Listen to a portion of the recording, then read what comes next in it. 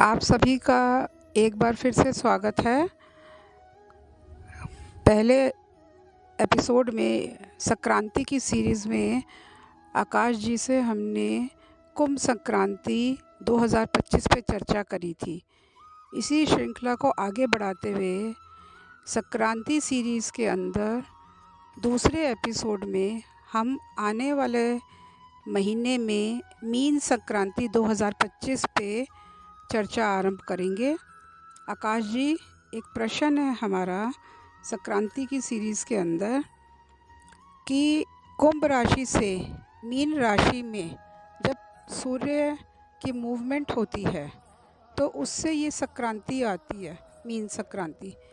इसका ऊपर थोड़ा लाइट डालिए और बताइए इसका महत्व क्या है। जय श्री राम।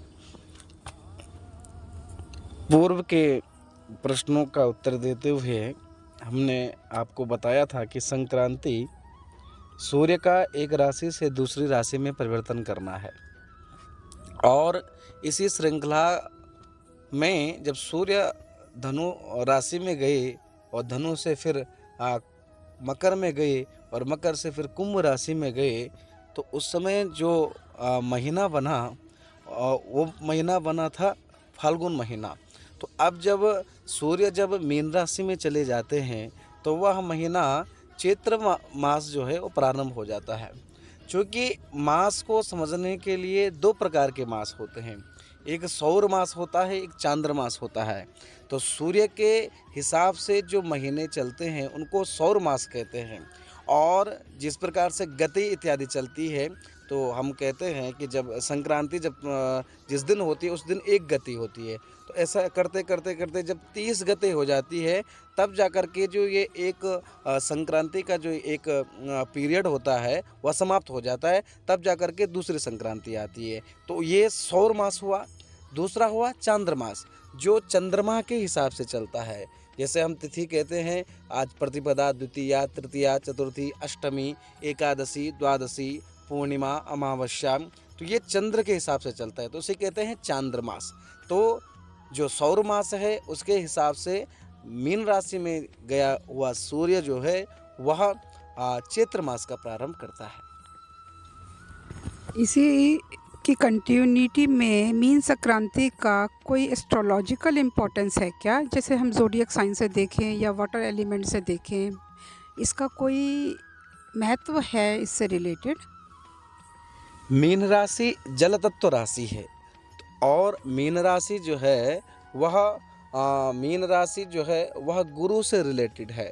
तो जिनकी कुंडली में गुरु खराब हो, क्रूर होकर के बैठे हुए हो, वह इस दिन जो है उपाय करके, गुरु का उपाय करके, गुरु से बृहस्पति से संबंधित जो दान है वह करके ये जो है बृहस्पति ग्रह को शांत किया जा सकता है इस दिन। और इसके अंदर क्या क्या रीति रिवाज या रिचुअल्स या कोई दान पुण्य, इस पे थोड़ी सी रोशनी डालेंगे प्लीज़ आकाश जी। जी, जो अभी भी हमने बताया कि हर एक दिन जो है वह सुनिश्चित होता है आपकी कामना के वश में। तो आपको जिस प्रकार का फल चाहिए होता है उसी प्रकार का जो है दान पुण्य इत्यादि आपको करना चाहिए। तो मीन राशि गुरु से संबंधित है, तो गुरु से संबंधित दान पुण्य जैसे कि आप पीला वस्त्र, पीली दाल, गुड़ जो है गाय को खिलाना, यह कर सकते हैं। एवं केले के वृक्ष का पूजन और पीपल के वृक्ष का पूजन इस दिन जो है अधिक महत्व होता है इस चीज़ को करने का। तो इसलिए जो है इस दिन यह सब करके जो है अपने गुरु ग्रह को जो है वह शांत किया जा सकता है। तो क्या गुड़ या सीसम सीड, राइस, दालें, इसको खाना चाहिए या दान करना चाहिए?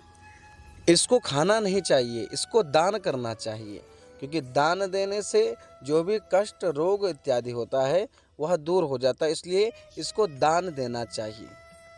इसमें आकाश जी सुनने में आया कि कभी विष्णु भगवान जी, कभी शिव भगवान जी और कभी सूर्य देव भगवान जी, इसमें क्या किसका रोल रहता है? किस टेम्पल में जाने से, किस तरीके की पूजा करने से मीन संक्रांति से ये जुड़ा हुआ है डायरेक्टली?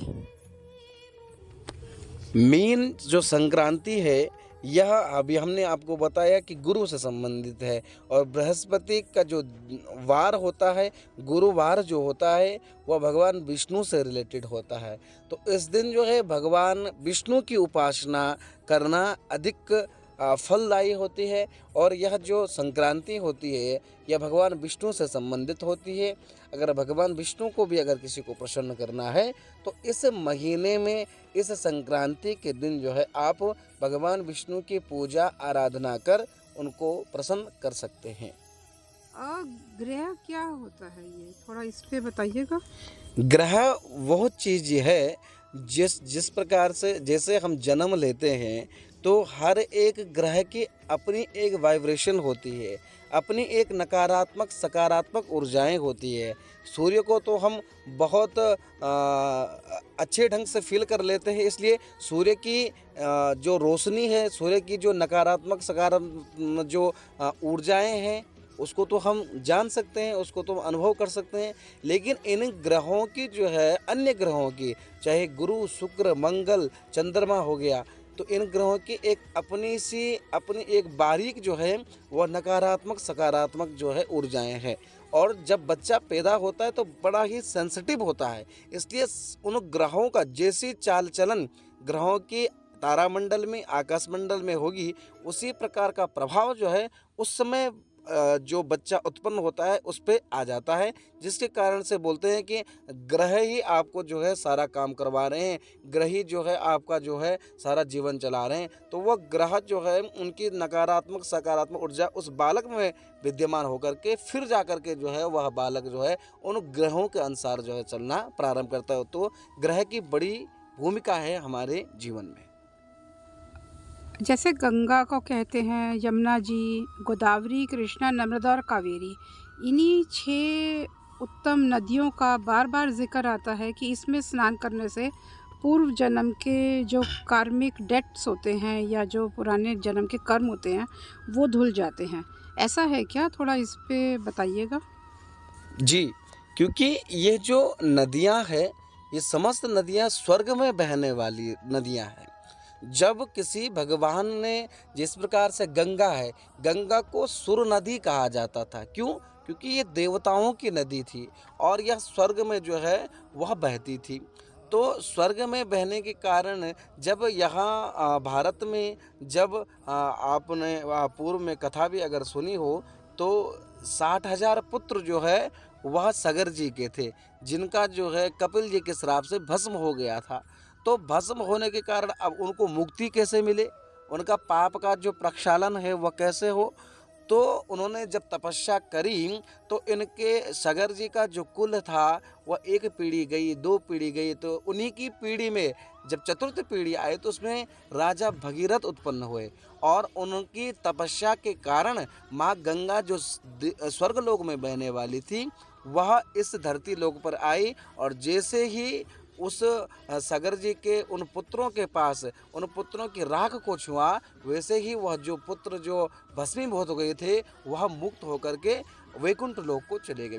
तो तब से ही यह प्रथा है, तब से यह मानते हैं कि गंगा में प्रवाहित किया हुआ जो अस्थियां है, चाहे जो जीते जी भी जो उसमें स्नान करता है, ध्यान करता है, पूजन करता है, वह जो है वो मुक्त हो जाता है और उसके समस्त पापों का प्रक्षालन हो जाता है। तो इसी प्रकार की नर्मदा, गोदावरी जो ये नदियाँ रही, वो किसी न किसी संत के तपस्या के कारण जो है आज धरती पर हमको दिखाई पड़ती है। तो इसलिए इनका स्नान का जो है अधिक फल है। ये कौन सी तारीख में मार्च में आ रहा है और तब तक श्रद्धालु गणों को क्या तैयारी करनी चाहिए? कल से लेके जो कल कुंभ संक्रांति गई और आने वाली मीन संक्रांति के बीच में अगर 1 महीने का समय बैठता है, तो क्या एक श्रद्धालुगण उस सिलसिले में तैयारी रखें? रोज़ का थोड़ा-सा बता देंगे तो ठीक रहेगा जी। इस महीने में अलग-अलग त्योहार आएंगे। कुंभ राशि जो गई और उसके बीच में जो अन्य जो त्योहार आएंगे, इसमें एक जया एकादशी आएगी और इसमें महाशिवरात्रि जो 26 फरवरी को आएगा, और इसमें जो है 26 फरवरी को महाशिवरात्रि आएगी। तत्पश्चात इसमें होलिकोत्सव भी, फाल्गुन में जो संक्रांति होती है, वह फाल्गुन की संक्रांति में बहुत अधिक जो रंगोत्सव वाली जो चीज़ें हैं, चाहे वह पतंग से संबंधित जो चीज़ें हैं, वह अधिक ये त्यौहार जो है इस पर मनाया जाता है। तो इसलिए जो है ये सारी चीज़ें एक श्रद्धालु को करनी चाहिए, ताकि वह महाशिवरात्रि जैसे बड़े पर्व को, एकादशी, अमावस्या, पूर्णिमा जैसे बड़े पर्व को बड़ी अच्छी से मना सके। संक्रमण किसको कहते हैं? SANKRAMANAM। संक्रमण का अर्थ होता है एक जगह से दूसरी जगह जाना, एक स्थान से दूसरे स्थान पर जाना, जो है वह संक्रमण है। और संक्रमण में क्या है? सम्यक प्रकारेण क्रमति, जो सम्यक प्रकार से जाता है उसे कहते हैं संक्रमण। जिसकी एक निश्चित अवधि हो, जिसका एक निश्चित समय हो, उसको कहते हैं संक्रमण। आपका बहुत बहुत धन्यवाद आकाश जी। ये संक्रांति की जो सीरीज़ चल रही है, इसी पॉडकास्ट में हम तीसरा एपिसोड आपके साथ जल्दी आएंगे करने के लिए। आपकी टीम के जो मेन सदस्य हैं, रूपल जी और दीपांशु जी, आकाश जी, उनका भी बहुत बहुत धन्यवाद। और भगवान आपको तरक्की दे, भारतवर्ष में सभी सुखी रहें, संपन्न रहें, किसी तरीके का कोई भी किसी के मन में नेगेटिव विचार ना आए। इसी के साथ हम इसको समाप्त करते हैं। आपका धन्यवाद एक बारी पुनः Akash ji, Rupal ji and Dipanshu ji. Thank you.